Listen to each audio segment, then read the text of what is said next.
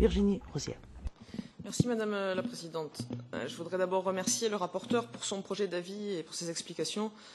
Il n'a effectivement échappé à personne que l'Union fait face à de nouveaux défis extérieurs qui déstabilisent notre continent et la question d'une Europe de la défense revient donc sur le devant de la scène avec une réelle nécessité pour plus de sécurité.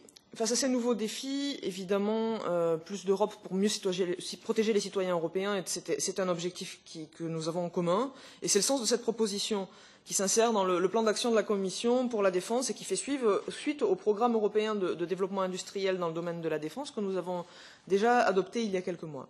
Alors, ce programme pourrait constituer une réponse au recul observé depuis 10 ans maintenant dans les investissements réalisés en Europe dans le domaine des industries de défense. Et il permettrait aussi de répondre à la question de la fragmentation, à la question des duplications et du manque de coopération qui existe aujourd'hui au sein du marché intérieur dans le domaine de l'industrie de défense. Nous avons donc là un moyen d'améliorer notre efficacité et de développer des complémentarités, des synergies et aussi de dégager des économies d'échelle en nous appuyant sur la logique du marché intérieur. Comme le rapporteur pour avis, donc j'accueille favorablement cette proposition de la Commission. Pour parler plus précisément du projet d'avis de notre rapporteur, je partage certains des points qu'il contient et qui se sont basés sur l'avis que nous avions adopté sur le précédent instrument, l'EDPI.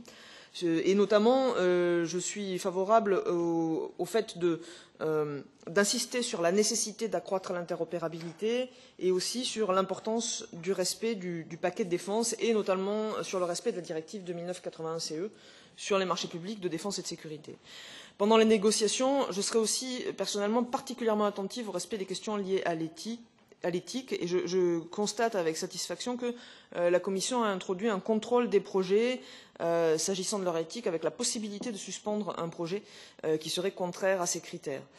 Pour moi, c'est un point important et je pense que nous devrions tout faire pour l'améliorer, notamment au travers de la mise en place d'un contrôle parlementaire qui, pour l'instant, est absent du texte. Enfin, je serai également attentive au contrôle de la participation d'États tiers dans ce programme, dans une optique de protection de l'intérêt stratégique de l'Union européenne. C'est là aussi une question de souveraineté européenne qu'on doit défendre. Voilà, je remercie encore une fois le rapporteur et les collègues et je suis impatiente de travailler avec eux sur ce dossier.